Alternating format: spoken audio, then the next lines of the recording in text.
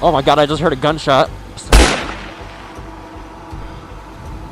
And sit back for the lava. I'm just gonna lob it. Okay. Oh my god. Dude, my truck's on fire. Y'all, a cop just pulled up to my car. Shout out Home Depot. Oh my god! Outdoor encounters are unpredictable, turning any camping trip into a nightmare. From a truck bursting into flames to the sickening crack of a bone miles from help, the wild is unforgiving.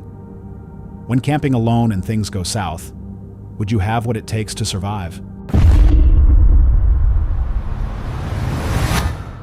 On April 28, 2025, YouTuber Maverick from the channel set out on what was meant to be a simple spring camping trip along the north shore of Lake Superior in northern Minnesota.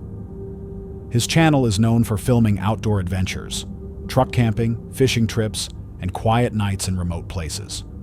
But that evening, the trip would soon take an unexpected turn. I'm going to be making my sweet way up the north shore of Lake Superior here in northern Minnesota. Right now it's about 25 degrees outside. Tonight it's supposed to get down to about 18, heavy snow.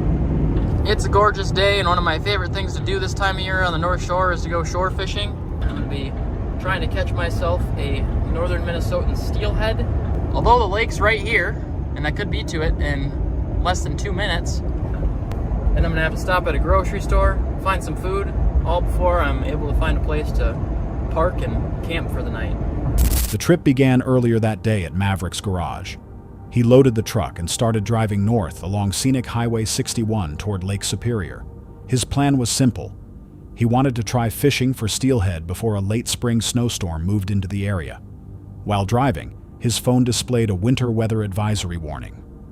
The forecast showed strong winds and falling temperatures, but Maverick continued toward the lake. Alright, so if you look at the river, you can see it's kind of coming down this way off the rod tip. You can see where that muddy water is. I'm gonna work my way down the side here and see if I can't get lucky. Alright, well unfortunately for me, I'm not able to get my bobber past the line. I've tried a couple casts now and it's not really going in my favor. You can kind of see the water starts to clear up a little more. So if I can get it on that inner current seam right there, so I'm gonna try to hit that for a couple casts.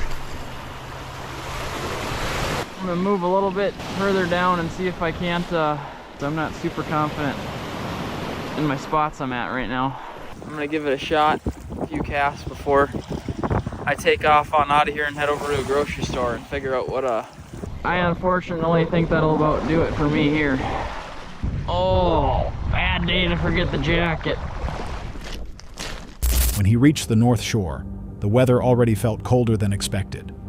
He parked near a river mouth where steelhead were known to swim through. As he began setting up his fishing gear, he realized something important. He had forgotten his jacket. Despite the cold, he continued fishing along the shoreline.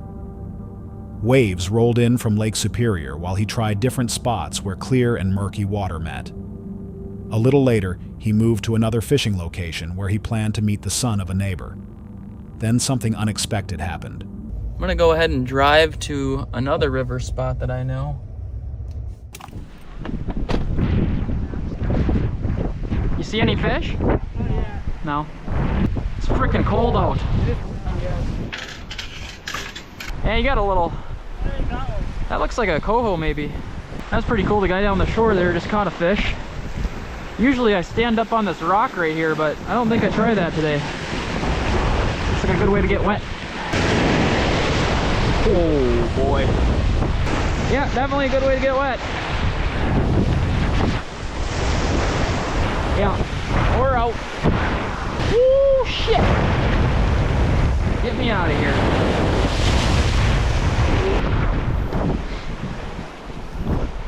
I got soaked. While standing close to the rocks near the water, large waves suddenly crashed into him. With the temperature already dropping, the water in his clothing began to freeze almost immediately. Realizing how cold he had become, Maverick decided it was time to stop fishing for the day. He left the lake and stopped at a nearby store to buy food for dinner. After shopping, he drove along the shore until he found a quiet place to park for the night with a clear view of the lake. All right, here we are. One of my favorite. Camped here a handful of times on this channel. Never disappoints. Right next to the lake.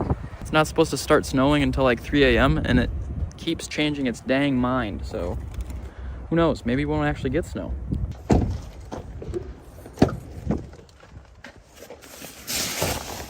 All right, well, let's see if this diesel heater still works, shall we?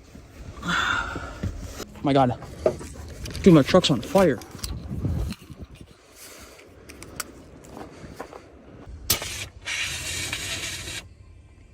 What the heck?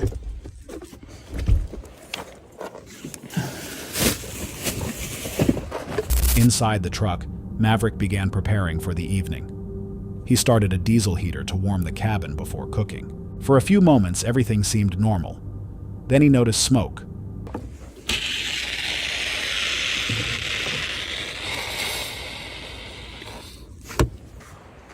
What is happening? Oh my gosh, it might explode. I don't know what to do. Holy, this is not good. I'm dumbfounded right now. All of my groceries just got sprayed. What just happened?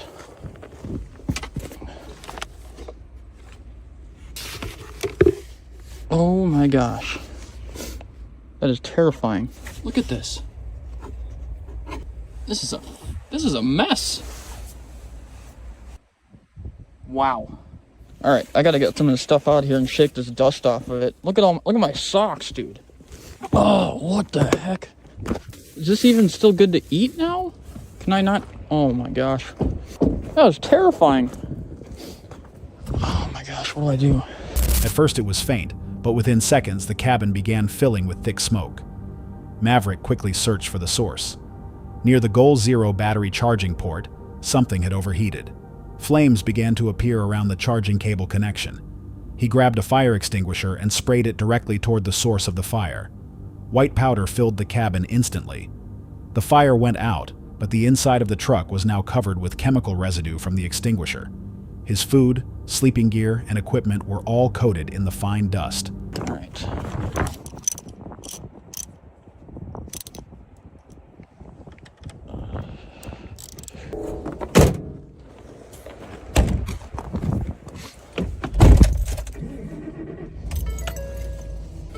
All right, I disconnected the battery in the back, I should clarify. But it is so cold outside right now, I can't mess with anything. I have to heat up the truck really quick before I even close the hood and get on the road. I have to clean up the fire extinguisher dust particles, and I feel like I can't necessarily do that. And my truck almost started on fire, so I think I'm gonna go back to my shop and figure that out. The air inside the truck became difficult to breathe. Realizing it was no longer safe to stay there, Maverick decided to leave the campsite and return to his garage. Later, while inspecting the equipment, he discovered the problem. The connector from the generator charging line to the Goal Zero battery pack had melted from extreme heat. To continue the plan, Maverick switched to sleeping in his van, a vehicle he calls Steve. The next morning, snow covered the area around Lake Superior. Looking back at the night before, Maverick realized how close the situation had come to becoming much worse. Some viewers later suggested the cable may have been bent or pinched, causing electrical arcing that overheated the connector. Others noted how quickly the fire was controlled. But one question remains. What might have happened if the problem started later, while he was asleep? Hold on a sec. If you're enjoying this so far, make sure to hit that subscribe button. Let's continue.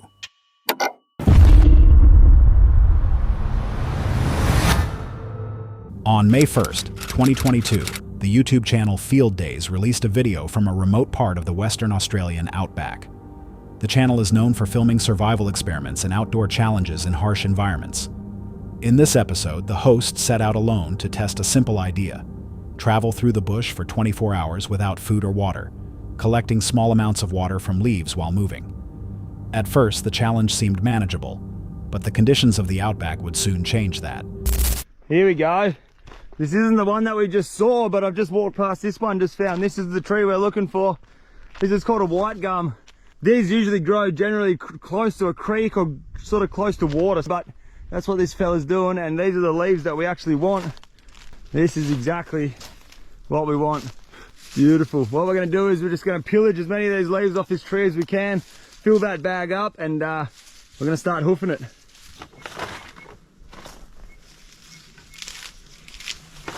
Alright, so I'm not going to pillage this tree too much. I've just noticed another tree there in the background. So what we'll do is we'll take a little bit off that tree, a little bit off the next tree until we can fill this bag right up.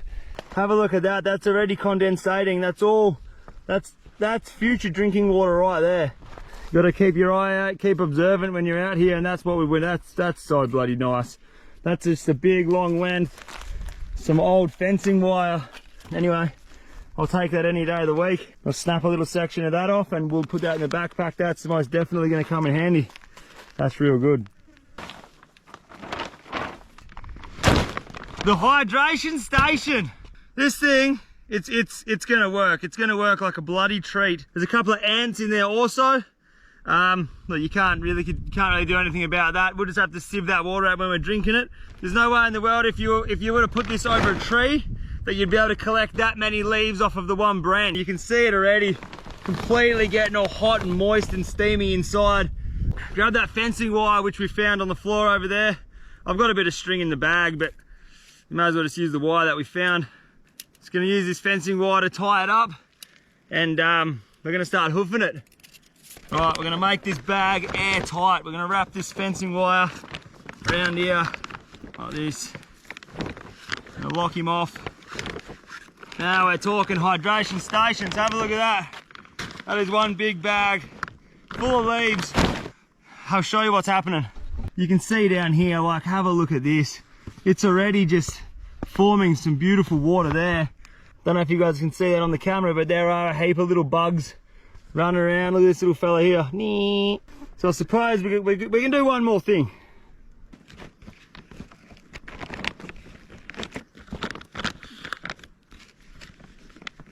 Early in the trip, he found a white gum tree. These trees are often associated with underground water, making their leaves useful for this technique. He filled the bag with leaves and sealed it tightly using a piece of old barbed wire he had found on the ground. The bag was then attached to a branch so the process could begin. What I'm hoping happens is, as they're walking through the bush, all that water's going to condensate. You can look at this. That's all going to condensate. It's going to get pushed down to this point here, which is quite tight. The leaves, the ants, the bugs, sort of like almost a filter. And then hopefully this thing will fill up with water. Look at this. I don't know if you can see that there, but that's complete drinking water.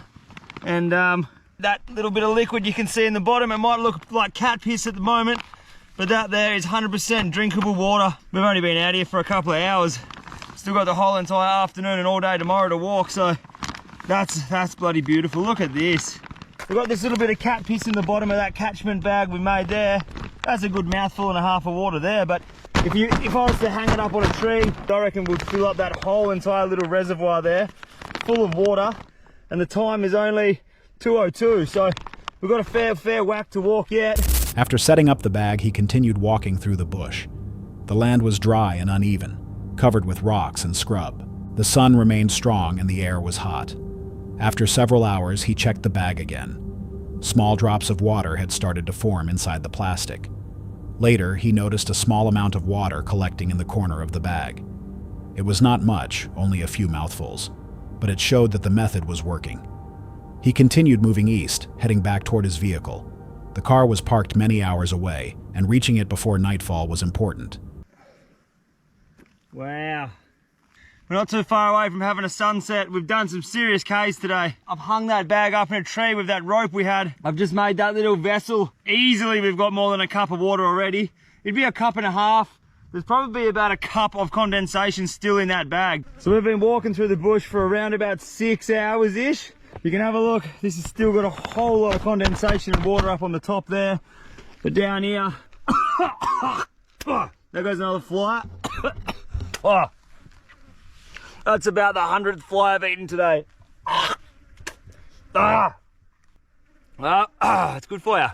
At one point, he stopped beneath a large tree and decided to hang the bag higher so the water could collect more easily in one spot. While resting there, another challenge appeared. Large numbers of flies surrounded him. The insects were persistent and difficult to avoid. While speaking to the camera, he accidentally swallowed flies because they were so thick in the air. It's good to know we've got at least 2 cupfuls of water in that bag. Let's climb up this tree.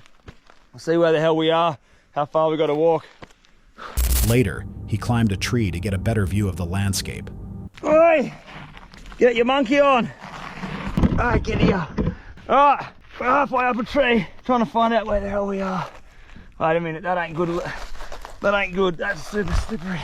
Oi! We've made it to the top of a tree. Oh, look at this. It's probably one of the biggest trees in the area that I could find, but I can just see that. So what I can see here, we're close. We've nearly walked the whole way today. We're pretty close to where we need to be. What's that, another 2 hours? Hour and a half walk? We've punched it. I'll show you guys where we are, where we started. We started way on the backside of that ridge this morning, and we just walked this whole way. That's where the car's parked. That's where we need to get to. Maybe it's a 2 hour and a half, 2 hour walk. Things are looking good. There's our campsite down there. All right, let's go and start a fire and sit back for the other. I'm just gonna lob it. Ah, mother. Oh no, that's not good. Oh, you're kidding me. No, no, no. Oh no. That's really not good. Oh, fuck. I've just absolutely destroyed my ankle. Oh, it's absolutely killing me right now. Oh, this is not good, man. Oh, bugger. I've had issues with this ankle before, years and years ago. Oh, I can't even put weight on it. Oh, far out. What am I going to do now? Oh. From the top, he hoped to spot a distant phone tower near the direction of his vehicle. After looking around, he climbed back down and prepared to jump from the final branch. The drop was small, about 1 meter, but when he landed, his foot struck a rock at an awkward angle. A sharp cracking sound could be heard. He immediately collapsed to the ground in pain. His ankle had been badly injured. The same ankle had been broken years earlier, and the pain suggested that it had happened again.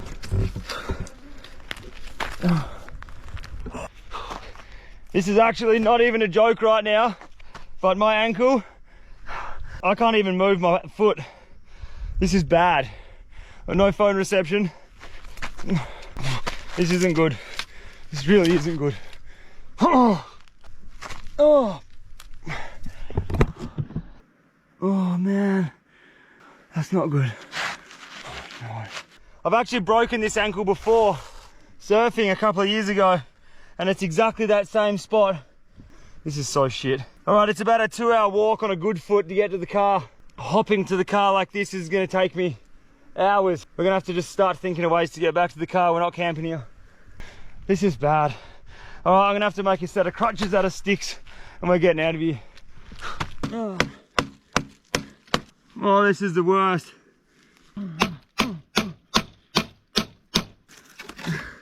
There we go. All right, here we go. Oh, that's good. I've got one crutch made. This actually works really well. Very simple setup. I'm gonna drink the water in that bag and we're gonna start punching on out of here.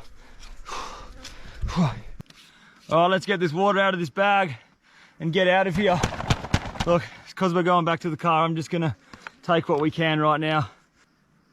Here she goes. Look at this. That is fresh drinking water coming straight out of there into our cup. You just punch that high, a little bit higher. See that sediment on the bottom? You don't want to be putting that stuff into your drink. So I've just put that hole a little bit higher. There's easily 2 cups in here. I can still get water out of the bag. Whole entire cup of water. That is 100% drinkable water.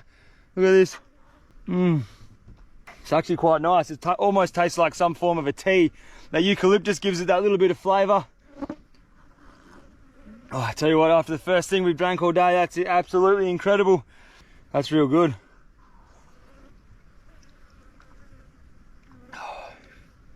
It's actually very, very clean water. It's beautiful.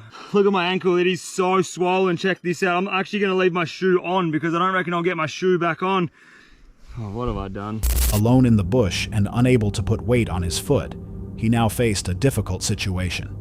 To continue moving, he gathered branches and built 2 simple crutches from the surrounding trees. Before leaving the area, he collected the water that had formed inside the plastic bag. The method had worked. The bag held more than a cup of clean water. Using the crutches, he slowly began moving through the bush toward the direction of the road. The sun was starting to set, and the flies still surrounded him as he moved step by step through the fading light. Eventually, after hours of slow progress, he heard the sound of vehicles on a nearby highway. It was the first sign that he was finally close to safety. Several viewers later pointed out how unpredictable wilderness travel can be. Even a small fall on uneven ground can cause serious injury. In remote places like the Australian outback, one accident can quickly turn a simple challenge into a real survival situation.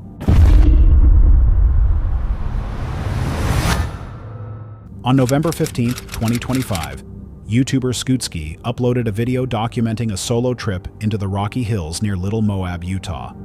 His channel usually focuses on outdoor riding and exploring remote locations with electric dirt bikes. In this video, however, the destination carried a much heavier history. Scootski set out alone to locate the sealed entrance of Nutty Putty Cave, the site of a tragic accident in 2009. Early in the video, he explains the story behind Nutty Putty Cave. After the tragedy, the cave was permanently sealed, and John's body remained inside. With that history in mind, Scootski begins searching for the location where the cave once opened. I'm not entirely sure where this cave is. I'm kind of just roaming around. But they tried their best to get him out, and he just wouldn't come out. So he died. They permanently sealed the cave. No one can get in, and he's just stuck in there. That's kind of a scary part. I'm alone here, going to the Nutty Putty Cave. I might need to pull out Google Maps because I have no clue where I am. And I feel sorry for the guy. Like, I'm not making fun of him. I'm paying my respects. And I brought you guys along to see this journey. I'm kind of eyeballing it, but it might be up this mountain. Yeah, we can go check this mountain right here. Ooh. What the hell is this?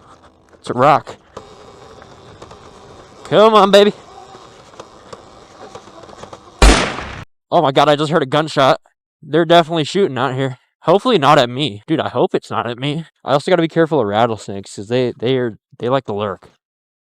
Wait, so I'm right here. I think I do go all the way up there. So this is gonna be a long... The area is quiet and remote. At one point, he hears gunshots echoing from somewhere across the hills. The sound makes him uneasy. I don't think I can even get it up this, bro. Holy sh... How do they expect me to do that? Find me a route. I just gotta keep moving. Is this it? Is this the cave? Because I heard they sealed it with concrete. I don't think it is. So I either took a... Oh, I think that's it right there. I think that's it right there. I think I see it. Oh, I just heard a gunshot. Who is shooting, bro? Who's out here at... But there's a guy shooting over here. I can hear the gunshots. And I'm heading over there. So let's just hope I don't get a bullet in my head. But I took a long turn, a really bad turn, because that's not even the Nutty Putty Cave. I don't like how there's someone shooting a gun right next to me. That's scary, bro. The place feels isolated, and he reminds viewers that he is completely alone in the area. Finding the cave is not simple. Many openings in the rocky ground look similar from a distance. Several times he stops to examine holes and cracks in the rock, only to realize they are not the correct location. To stay on track, he repeatedly checks Google Maps on his phone. Is it really this hard to find a cave, bro? Oh, here's a berm. There's tracks right here. This is a good sign. Oh, there's a person right here.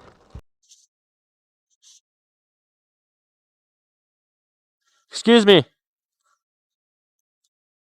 Do you know where the Nutty Putty Cave is? I mean, I looked on Google Maps. It said it's like right here somewhere. Okay. All right. Well, thanks for the help. Okay, we're gonna have to bust out YouTube or something. While navigating through the stone hills, Scootski suddenly notices someone nearby. For a moment, he is unsure who it is or what they are doing there. The person turns out to be a man driving a small remote control car across the rocks.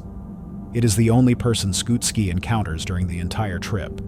After continuing through steep and uneven terrain, he eventually reaches the top of a rocky ridge. The search becomes more difficult because there are no signs or markers pointing to the cave. Oh my god, it's right here. I'm so blind. Dude, it's right here.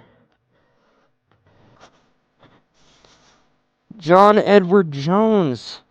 Holy crap, it's right here. Just in the middle of nowhere. Dude, they got memorials. There it is. That's how they sealed it off right there. So this is the sealed part of the cave. Dude, what does that say right there? This is sick. Should we go in? Let's go in. On November 25th, 2009, our beloved John passed away on this site. He was a loving father, a kind husband, a loyal son, and true and cherished friend. Those who knew John best will remember his faith and his caring heart. As we journey here on Earth, we miss you and love you always. HMMS. 1983-2009. Is this money? Oh, I feel so bad for ruining that. I feel so bad. I'm sorry. I gotta pick this money up and put it back. It's like one of those, like, fountains, I guess. They put money here. We express our heartfelt appreciation to the brave and selfless rescuers who worked tirelessly to free John. Your heroism will never be forgotten. We invite all who visit John's final resting place to enjoy and respect this sacred space. The Jones family. Damn, I feel so bad for him. Like, that's the worst way to die. Finally, he spots what he has been looking for. Between several large gray rocks sits a block of concrete sealing the former entrance of Nutty Putty Cave. Attached to the concrete is a memorial plaque dedicated to John Edward Jones. Skutski reads the inscription and pauses quietly for a moment. Around the plaque, visitors have left coins as a sign of respect. Standing there, he reflects on the unusual feeling of the place. The rocky landscape appears calm and open under the sky, yet beneath the sealed entrance lies the location where the tragic accident happened years earlier. Many viewers later pointed out how the cave was sealed to prevent future accidents and protect rescue teams from further danger. Visiting places like this can remind people how important safety is when exploring caves and remote environments. On February 28, 2026, Todd Champion from the YouTube channel Campin' with Champion uploaded a video documenting an unusual night of stealth camping. His channel normally focuses on outdoor adventures, stealth camping challenges, and simple camping gear. That night, Todd planned to quietly camp without being noticed, but within a few hours, the night would take several unexpected turns. Tonight, I'm going to try and camp on top of this giant rock formation. From what I understand, this rock formation is called Mushroom Rock, that the county didn't just blow this thing up and move it, and they just built the road around it. If you watched my billboard video, you saw me use this grappling hook once before. I need to do it quick because the sun is already setting. Okay, that was no good. The night begins at a large rock formation, known as Mushroom Rock, located near a quiet road intersection. Todd's idea is simple. He plans to climb onto the top of the rock and camp there without being seen. To reach the top, he throws a grappling hook toward the edge of the rock. The hook slips several times and fails to catch properly. Todd tries again and again, but the climb proves more difficult than expected. See if we can get the snag on something. Nope. I know this probably isn't possible, but I'm just going to try and climb up the side of it. This bag is heavy too. Oh my gosh. Okay. There's no way I can do it with this bag on. Oh, a car's coming. Take my bag off and hide it real fast. There's a car coming by there.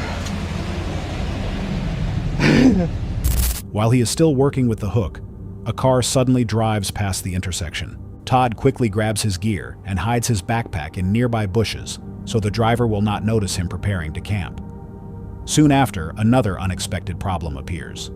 With the ranger's intervention, he is not allowed to climb onto the rock. Todd is instructed to leave the area. His first attempt to stealth camp ends before it even begins.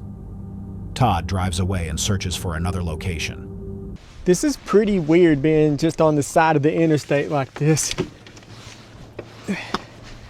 Headed off into the woods. It is cold out here. it's in the 20s tonight. I'm not gonna lie, this is pretty creepy. What is that? What is that? I thought that was a giant turd for a second. I thought there was a Sasquatch out here. Later, he pulls his car over along Interstate 59, near the direction of Chattanooga. The highway runs beside a dense forest. Todd parks on the roadside and quickly carries his gear into the trees to find a hidden place to stay. As he walks deeper into the forest, the surroundings grow darker and quieter. The ground is covered with branches and scattered debris. Before Todd can decide what to do next, another encounter happens. Y'all, a cop just pulled up to my car. I don't know what to do. Should I go over there and tell him what I'm doing? My goodness. I think I'm just gonna go tell him what I'm doing. I have to leave, guys. Oh, okay. The officer wasn't upset or anything. He just, basically said, nah, you can't camp here, you gotta go, so. After a short conversation, the officer tells him he cannot stay there and must leave immediately. It is now the second time that night he has been asked to move. Still hoping to finish the challenge, Todd searches Google Maps and drives about 20 miles to a quiet lakeside location. The wind is blowing so hard, and it's coming right off the water too, which makes it even colder. I've got this ridge line up. I'm gonna try and put it over it. It's like a parachute catching the wind right now. And the wind has actually died down a little too.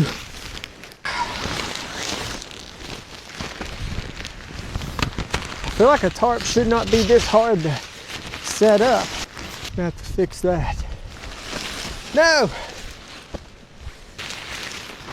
Okay, I've got it on there enough. I think I can unstake it. Oh my gosh. I think I can stake the ends down now. I bought a bunch of these things. Oh my gosh, what happened back here? God, no. It has been such a struggle. Oh. Well, this tarp, it's not happening. When he arrives, strong wind is blowing across the water and the temperature has dropped below freezing. Todd tries to set up a tarp shelter to block the wind, but every time he secures it, the wind lifts the tarp and pulls it loose. I give up, y'all. It is so windy. It has to be like 30 miles per hour right now. I don't think the tarp's gonna go anywhere because I have it tied to the trees pretty hard unless it just completely rips all of these off. But I can't sleep in there.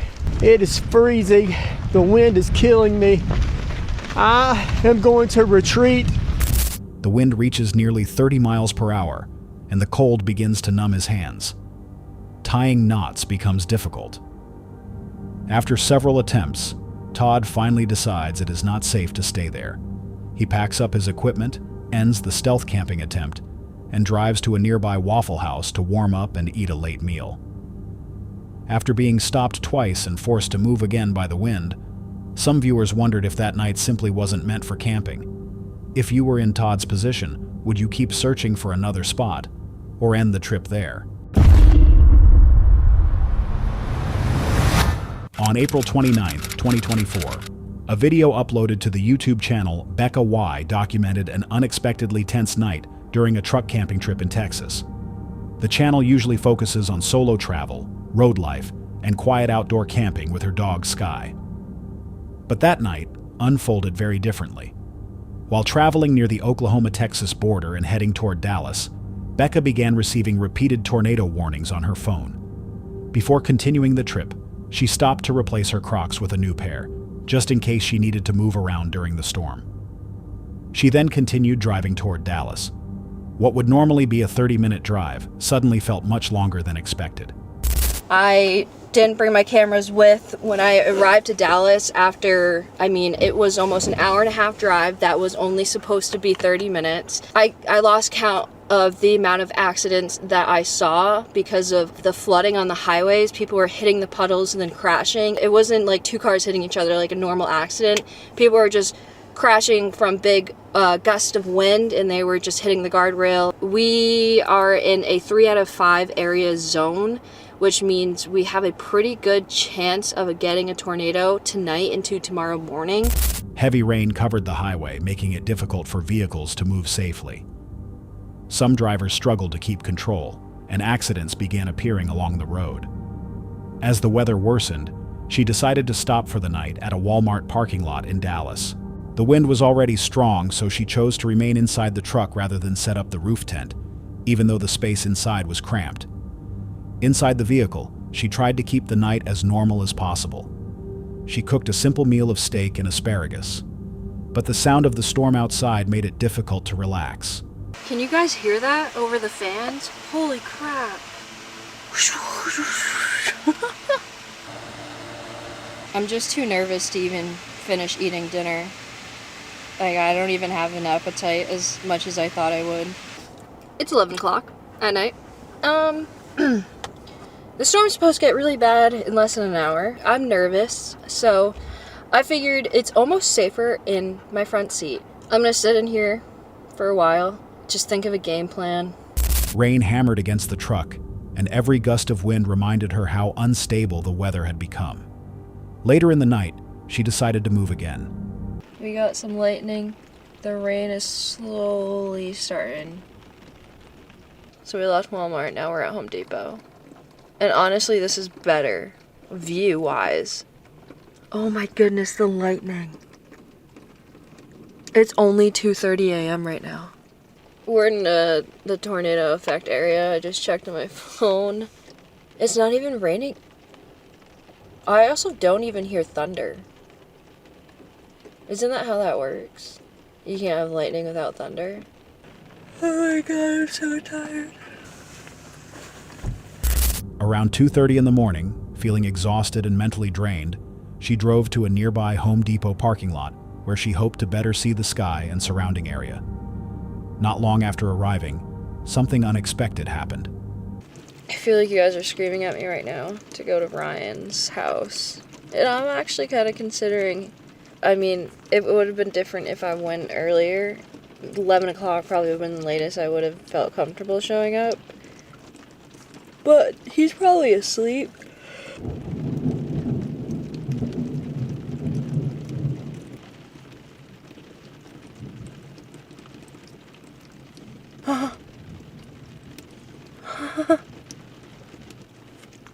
Oh, we gotta go. This is stupid.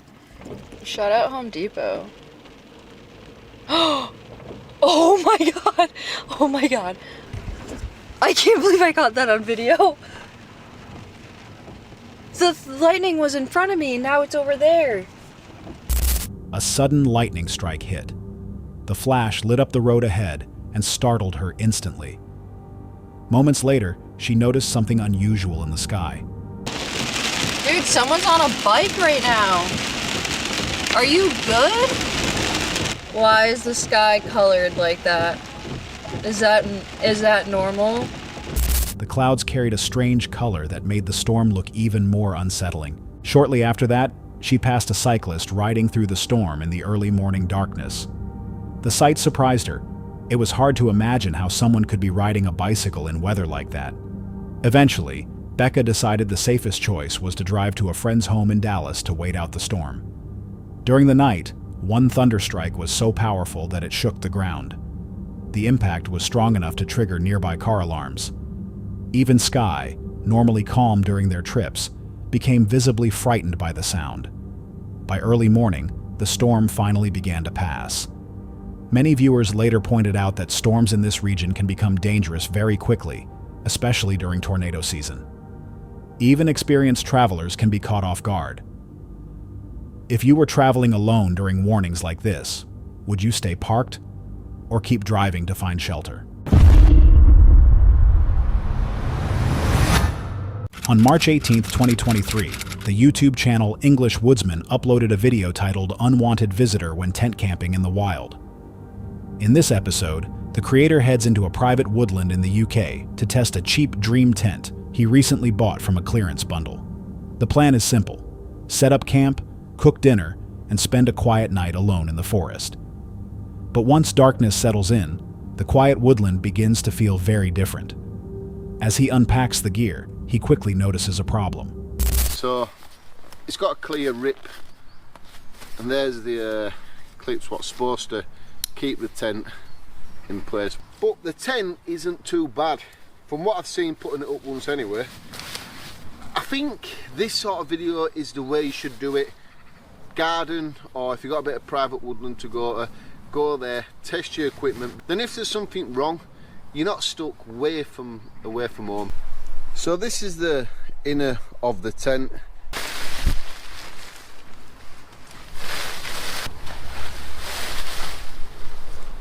I'm gonna have to do something about the zip, because the zip is so dry. The tent bag is torn, and some of the clips appear damaged. This raises concerns about the overall reliability of the equipment. He then begins setting up the tent. While assembling the structure, he notices something else. Inside the tent, and there's something that I've realised what I didn't when I first set the tent up. I've got 1, 2, 3 holes here in the top of the tent, and if it does rain, well, that's the point where it's going to come down. You might be able to see the sky through it a little bit. Yeah, you can see 2 of them here. There, oh, you can see all 3 now there, look. So I am quite happy because I've got a solution out to sort the tent out with them 3 holes in it. Like I said, I've got 2 new pieces of item that I'm going to try tonight. So within the sleeping mat, you get like some patches in case that gets an hole in it. So I'm going to use them, hopefully, to repair the tent. There are 3 small holes in the roof of the tent. If rain starts later, water could leak through. To solve the problem, he uses repair patches that came with a new sleeping pad. He carefully places the patches over the holes in the fabric. It may not be a perfect fix, but he hopes it will hold through the night. Later, he prepares dinner near the entrance of the tent. For dinner, he cooks salmon first, then makes a simple chicken stir-fry. Right, so next round of food is a chicken stir-fry. That salmon would nowhere been good enough for me.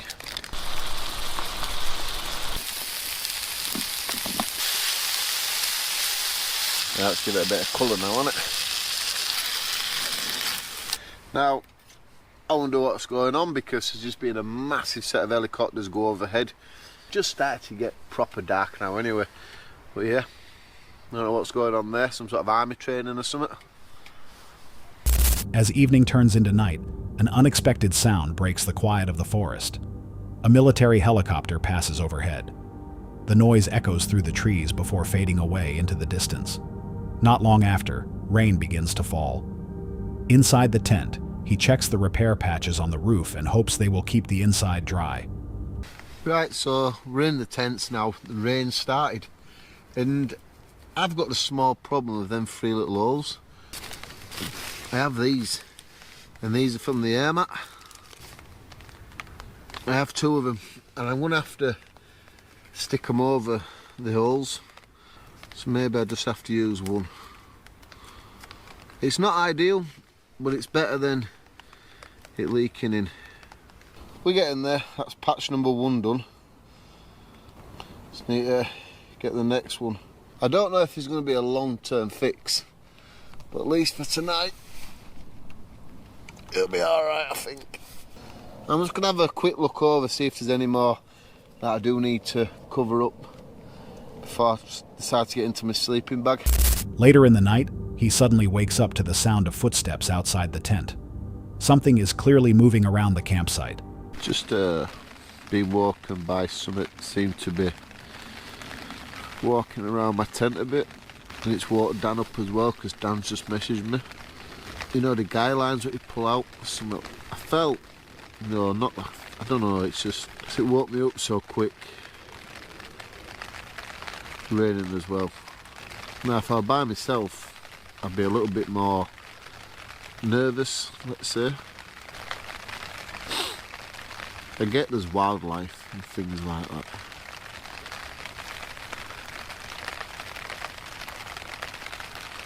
The slow steps circle the area more than once, making it difficult to tell how close it really is. When he shines his light outside, the rain and darkness hide whatever might be there. At one moment, it even feels as if something, or someone, is standing right beside the thin wall of the tent. After a while, the sounds finally stop and the forest becomes quiet again. When morning arrives, he checks the campsite and the tent. Because the equipment is damaged and the tent is wet, he decides to pack up earlier than planned. In forests at night, rain and darkness can make small animals sound much larger than they are. Still, when footsteps circle a tent in the dark, it can feel unsettling. So what do you think visited the campsite that night? An animal exploring the area, or something else moving quietly through the woods? That's all for tonight's video. Which encounter gave you chills? Let us know in the comments below. Got your own experience? We want to hear it.